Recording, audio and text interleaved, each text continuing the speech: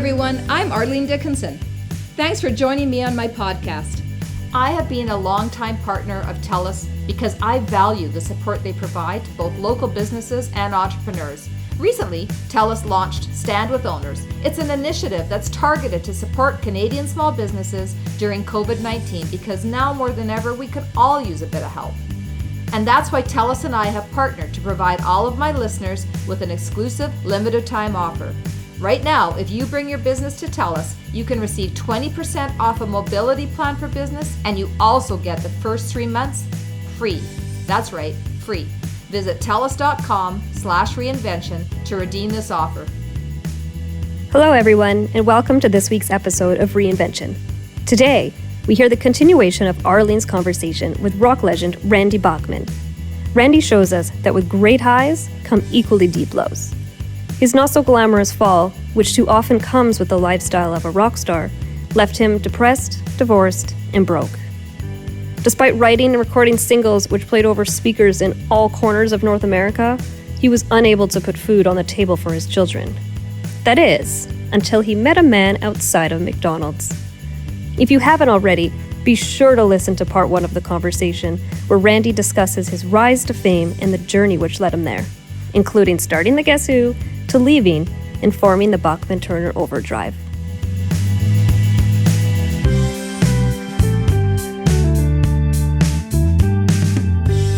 Just back from it, you're married, you have 6 children, right? And then you end up doing very, very well financially. You lost all your money, correct? You had, yes. I think you said at some point you made about the equivalent like $10 million, which would be like $40 million today. It's a yes. lot of money. What happened? What happened? Well, I had moved to the States because we had security issues with our children. Yeah. And to have kidnap ransom insurance is very expensive. Oh, we just moved slightly over the border to Linden, Washington, and built a big farmhouse there. And everything was wonderful. I built a studio there because when I'm home, I want to record I don't want to go to a recording studio on my time off from the road. That whole thing exploded after a while. My wife became uber religious, over religious. This is the Mormon religion. I was kind of, this ain't bad. This is okay. But, she wanted me to become an apostle. Like, let's go to Salt Lake and let's do this, and you could be one of these guys. And I knew these guys, Thomas Monson and Russ Ballard. I'd met them all. I'd done fireside chats for Mormon kids, actually anti-drug kind of things and get your life together kind of things. I'd done a lot of fireside chats, but I wasn't ready to be one of the church authorities. You know what I mean? And so that marriage we built our dream house, and when the house was built, the dream was over, and my wife left and went to live in Utah. And so there I was Mr. Mom with 6 kids. So you had the kids, you were left with the kids. And then we had a massive court battle, and then I was given custody of all 6 kids. And I let 2 of them go with her, and I kept 4. Wow. So then you had 6, then you got remarried, had another child, right? So yes. now I think you have 7 kids, 26 grandkids, and 4 great grandkids. Yes. And I have a question for you. Do you remember their birthdays? Because I really struggle to remember. No? Oh, thank goodness. That would have really bothered me because I feel like I'm such a bad grandma because I can't remember all their birthdays. Because they keep adding to it. Now I've got 2 great grandkids I've never seen. So I've told them all, let's just be honest here. Let's put the cards on the table. If you don't say, and they don't call me grandpa, they call me Manta. If you don't say, Manta, our birthday's next week, you're not getting nothing. Next week's a big deal. I'm turning 14. I'm turning 16. I'm getting my driver's license. You will get, a folding present, money from me. Because you don't know what the kids want. You don't know what the kids want. Give them a guitar pick, Randy. Like, give them one of your guitar picks. More. So, but being a parent there's a lot of responsibility that comes with being a parent because you become a role model in so many ways. And I think when you're famous like you are and you have the kind of big personality that you do, and then you've gone through all of these changes in life and kind of lost your fortune and rebuilt your fortune and kind of gone through all that. How do you, when you think about your life and the journey you've taken in the music world, and you think about being a role model for your children, do you encourage them in music? Because I know Tel is a a recording artist in his own right, doing very, very well, your son. But how did you feel about saying go into music? Like, you knew that path, you understood the ups and downs, the highs and lows of it. Or do you encourage them away from it, or to do it, or what? Long question. It's like I said to you before, if they have a talent for it, I encourage them to do it. A lot of them, they grew up with it. They grew up falling asleep in my guitar case backstage, you know what I mean? And knowing Neil Young and Eddie Van Halen as Uncle Eddie or Uncle Neil or Uncle Burton, this was a normal thing to them. Yeah. But then they saw the loneliness I had and what it did to the family. Some of them chose not to do it, although they are incredibly talented singers playing piano, guitar, songwriters. Some of them do it. And my daughter Lorelai, who's in Lethbridge, who does my social media, she's an incredible singer-songwriter that decided after she did a mission in France to come back and be a mom, and had 5 kids, which are all grown up now. And now she's doing my social media and she's writing songs. Tal and I are doing an album together. Which is going to be Bachman and Bachman, the first father-son duo ever, I think. That's awesome. And then we're going to do a Bachman family album where I have my grandkids all playing and singing. We're going to do a Bachman family Christmas. You know what I mean? And Are you whatever. Are you still active in the church? Oh no, I left about 15 years ago. And so did Tal. And are your kids active in the church? No, most of them left. They all had the same same disillusionment as me, that although you think it's right while you're in it, when you come back and take a look at it, they're kind of no different. They're all kind of fear-based religions. If you don't do this, by the way, join our club, we'll live happily ever after. And if you don't join our club, we're going to kill you. That's what all the religious wars are about all year, throughout time. The Crusades, it's all about that. It's all about the Protestants and Anglicans in Ireland blowing each other up. Everybody thinks they're right. Join our religion or we're going to kill you. It's like crazy. So we just went away from that. I do have some who have stayed in the church, but they live in Utah. And it's more convenient because when that happens, and you know this for sure, you get shunned. Your best friend won't talk to you anymore. Your family of kids won't play with your kids anymore, as if suddenly you've got purple spots all over your face and it's contagious or something. And when you go through it, you go like, what kind of brothers and sisters are these who won't talk to us anymore?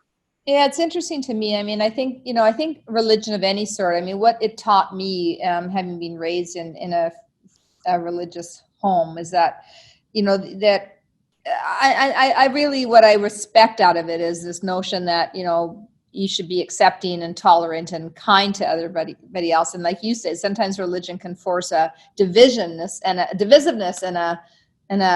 and a separation that actually goes against what I think it's trying to teach. So, I mean, that's a whole other podcast that we can have another time, but I do understand that anxiety and what that means to your family and what that means growing up. It's not an easy thing to go through. And I think you end up reinventing yourself emotionally when you leave a church, whatever that church is. When you leave something that's been structured, religiously, and then you decide to leave, you can find it impacts you very much on the inside as it relates to questioning your value and why don't people, why am I not good enough for this? And I mean, I got excommunicated from the church, so that's a whole other story. Well, so I asked to be excommunicated. Oh, well, there you go. I asked to be taken off the records, or else they just keep coming at you if you're not taken off the records, Well, I have a sister who's still very much in the church, and I listen, I respect anybody who is a good human. I don't care what religion you are, but I don't think you have to be a religion to be a good human. So, Randy, 2005, you're awarded the Order of Manitoba. You were inducted into Canada's Walk of Fame, and for your time with the Guess Who, and then again inducted in 2012 as a solo artist. In 2002, the Guess Who were recipients of the Governor General's Performing Arts Award. And in 2008, you were made an officer of the Order of Canada.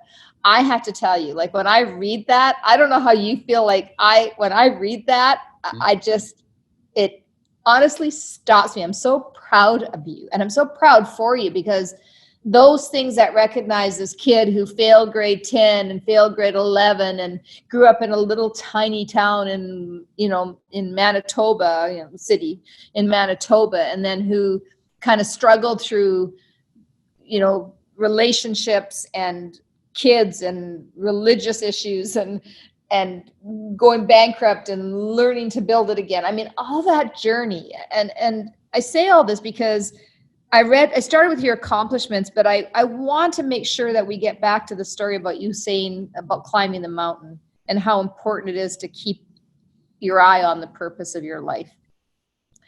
Because all those things you went through, the marriages, the loss of, the money issues, the changing your religious views, the nights in hotel rooms, all of it, right? That was you on the journey. That was you climbing the mountain. Right. Is that right? It's just such a great story. Well, when you're down, and I've certainly been down, and I've never said this to anyone before, you might have felt this way as well. When you're in that low point and you're chopping vegetables in the kitchen, you look at the knife. Yeah. Do you know what I mean? Yeah. Or you don't get out of bed for a week. You're in this depressed mode. And then if you do get out of bed, you fall on your knees and you ask God to help you, because there's nobody left to help you. Yeah. And when I left the Guess Who in 1970, with a #1 double A-side American Woman, No Sugar Tonight, and album in the world, and I left. And that was amazing. And then after that, the divorce, where I went to Vancouver, my accountant said, you got to come to Vancouver. I went to Vancouver. I lived in Linden, Washington at the time. I drove up there and he said, congratulations, you're my first red millionaire. I said, what does that mean? I'm not communist. He said, no, you're $1 million in the hole. After your divorce and all the money being divided up and all your annuities, there was annuities then, everything being cashed in, all your legal fees, because I was in the States. There was American lawyers, Canadian lawyers, American accountants, Canadian accountants on both sides. I'm paying for like 8 guys, 8 different firms to dissect me and take me apart. And he said, you're $1 million in the hole. I said, wow. And that was like, maybe I'll find a bridge in Vancouver. So I walked from Gastown up Granville Avenue, and they had just built a brand new McDonald's then. And outside McDonald's were these nice stone benches, like picnic benches, but made out of fake marble, but they were stone that you'd sit on. And all I can afford is a small fries. Yep. So I'm sitting there and I buy a small fries and eating them one at a time. I'm looking down at the ground, and in front of my eyes appears 2 feet, 2 shoes. And I'm used to this happening. You're used to this happening too. Is your name Arlene? Yeah. Is your name Randy? And my head's down. Yes, it is. Are you from Winnipeg? Yes, I am. I'm still looking down at these shoes. I don't look up at this. Yeah.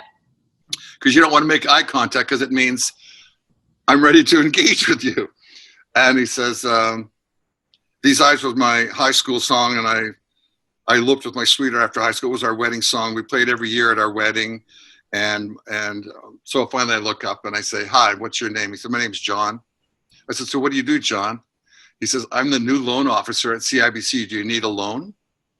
No way. And I said, are you kidding? Are you my angel, John? He said, you wrote These Eyes. You wrote Laughing. You wrote Undone. And I go, yeah. And he said, those are making money. I hear them on the radio all the time. Oh, that almost brings tears to my eyes. Like, so seriously? He says, come with me. I said, look, I was just told I'm a red millionaire. I'm in the hole, $1 million. I've got custody of my kids. I don't know. I can't feed them. I don't know what to do. Yeah.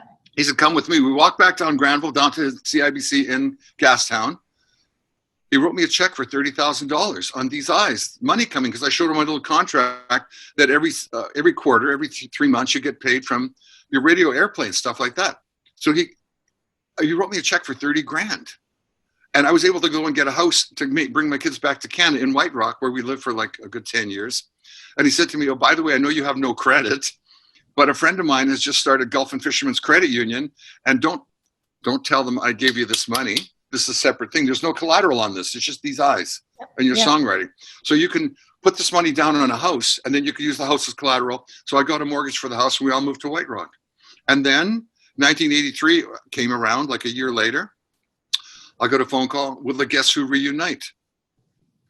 Of course. I mean, it's an opportunity. And we reunited to open Wonderland in Canada, in Toronto, which never happened. Yep. We got asked to play the BC Lions because they were just opening the big dome in Vancouver where the Lions were going to play. And suddenly they're throwing hundreds of thousands of dollars at us, and we do a live album, and my whole life turns around getting back together with the original Guess Who guys. And that was like a big moment. And after that, the normal question is, will BTO ever get back together? Of course we will. Do you know what I mean? When somebody asks, you say, of course. Then you make a few phone calls. Guess what? Somebody wants you. Somebody wants us. You know, somebody wants us. We're getting back together. Yeah. Guess what? We're having a reunion. We're getting paid. But that story, I mean, that whole, you know, because you said something, and I actually had to stop myself from, because I find it really emotional, because I think that those dark moments, you know, that moment you described about, like feeling like you are done, like you just can't, there's too much, it's overwhelming. And I think when you, I think it's true in life that we can get to these places that are very, very dark, all of us. I mean, I've suffered from, I haven't had diagnosed as depression, but I have been depressed, and I have, I get anxiety attacks, and I do have, issues. We all do, I think, to some degree or another. But I actually could imagine that moment where you kind of hear that and you go, how on earth am I going to get out of this? Because I've been in places where I just think, I can't do this. I literally cannot do this. I don't have the solution for it. I can't put, I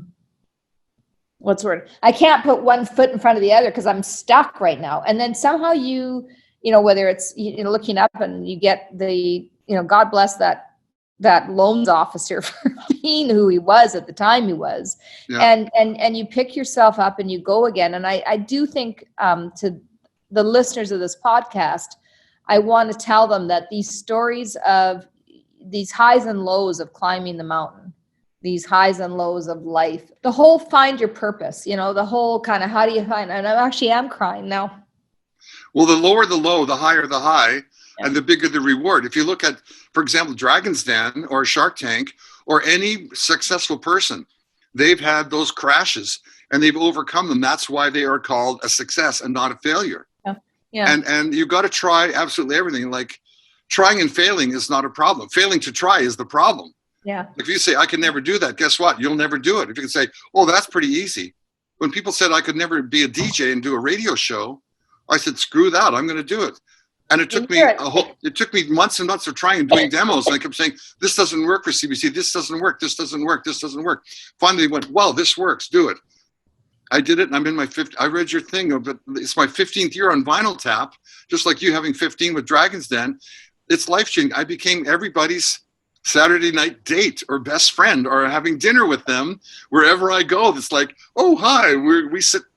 I know people that get in their car every Friday night Saturday night, because the dad's restored an old car, and they go driving like it's happy days, listening to all the old music I play, and they get milkshakes and hamburgers, and they drive around singing the songs. Awesome. That's awesome. Vinyl Tap is just it is a wonderful, again, I drive up fairly often, and I listen to it on the radio, and I always think to myself, what I love about Vinyl Tap is you and your stories. And you bring the music to life because you evoke the memories that we all had when those songs were playing. Just like this conversation, like you can see kind of the journey, and yet you still have that childish enthusiasm about music and about the stories that you're sharing, and kind of what that's all about, which is, I think that's amazing.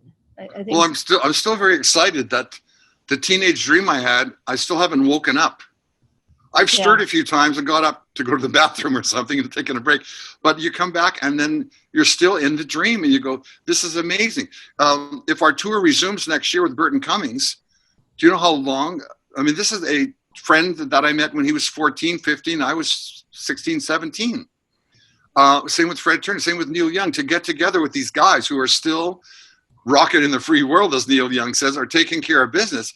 It's really an amazing thing. None of us never thought when we had that teenage dream what would happen next year. And everybody kept saying, get a real job, do something real. And we're still doing this unreal thing, which is playing music, knowing why we were born and honoring the gift we were given, Do you think, is that tour going to be, and now, as you're getting older, do you think that tour is going to be physically it wasn't that going to be really hard? Like, I just think about, I still think like I'm young, but how do you do that? That's physically demanding. Well, it's probably an afternoon sound check of an hour, then a 2-hour show that night, which is pretty much like playing a whole full game of rugby or football. Yeah. I mean, there's body work involved. You're going to get bruised. You're going to get battered because you're standing on stage with a 15-pound guitar. You're dancing on your feet because you're playing foot pedals. You got to smile and look happy. Everything's got to be perfect because somebody's paid $10 or $100 to see you. They want a great show that night. And so, like, I'm in training now. And the reason I like this COVID time is for the first time in like 4 months, I have the same schedule every morning. I get up. My Pilates machine. I get my broth or my juice. I go on my bike for an hour. Yeah, you look fit. Thank you. You look fabulous, by the way. You look great. And so, and then the afternoon is like all music and stuff and hanging out with Tal and Erico and planning. I just recorded 8 Vinyl Tap shows to start the season in September. Today we're planning our show for this Friday on YouTube. I'm planning by the way, the Bachman Musical Mystery Tour premieres on August the 28th on Sirius, the Beatles channel. And Tal and I dissect the Beatles songs and how they got the chords. And we start with the world famous Hard Day's Night chord, which I was lucky enough to be shown by Giles Martin in Abbey Road Studios in London. So the show starts with that.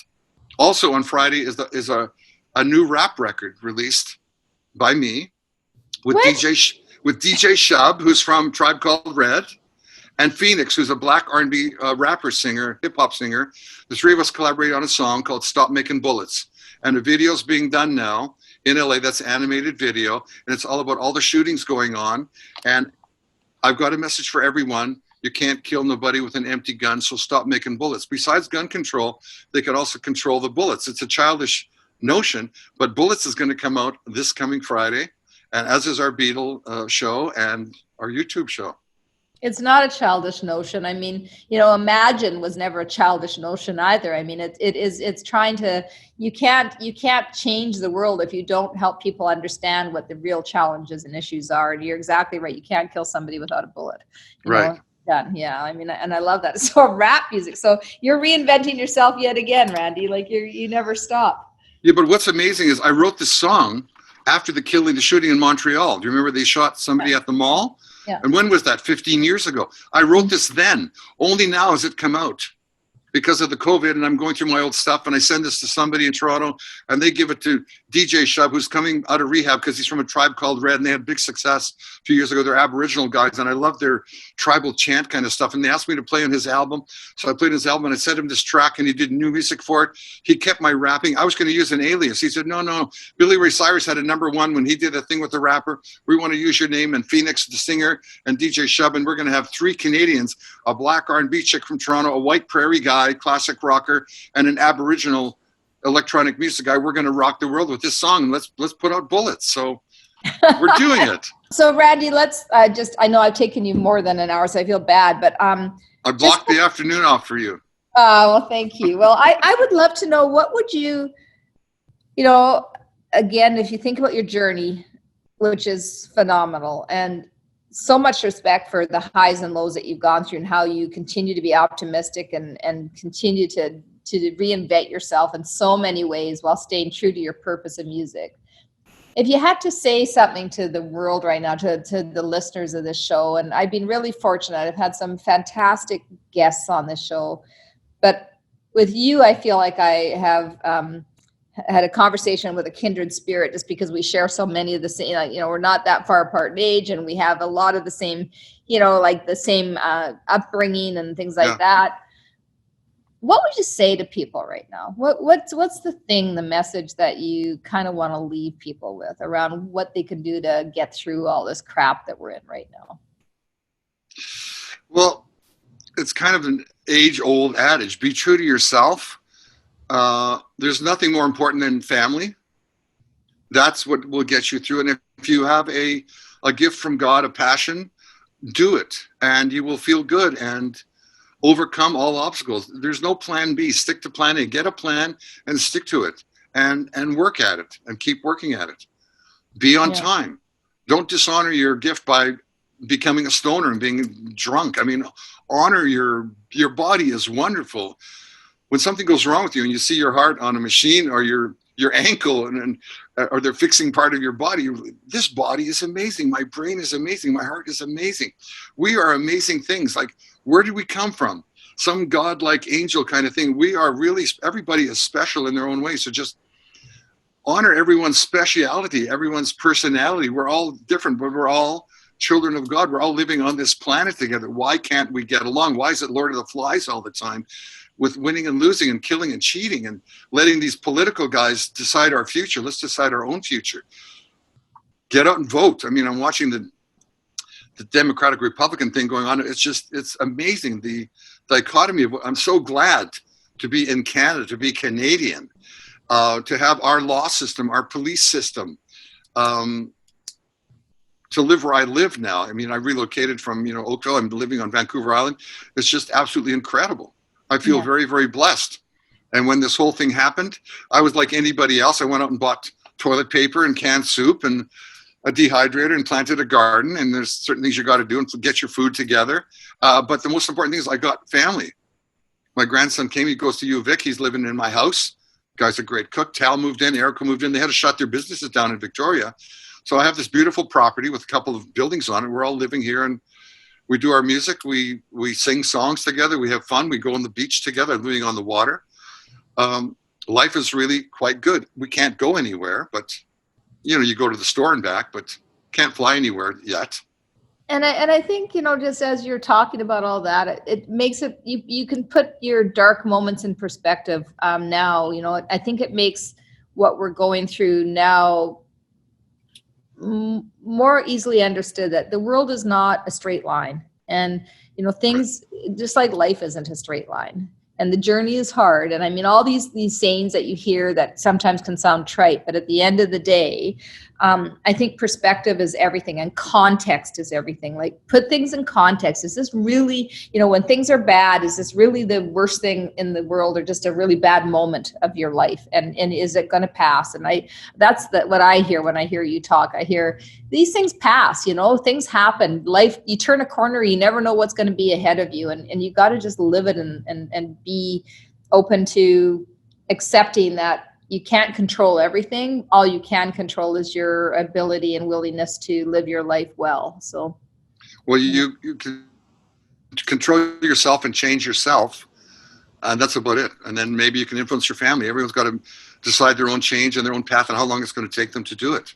Yeah. But there is light at the end of the tunnel. When I left the Guess Who and I was wandering around Winnipeg and not knowing what to do, Neil Young had broken up with Buffalo Springfield, and his mother lived in Winnipeg, so he'd always come and visit his mother, and he and I would get together.